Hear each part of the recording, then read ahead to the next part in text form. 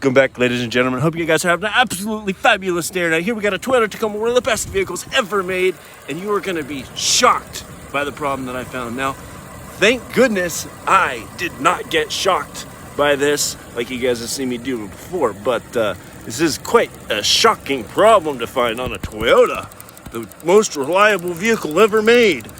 And these are kind of weird because they got a coil on the other side and a spark plug wire on this side, but we found it, folks. We found the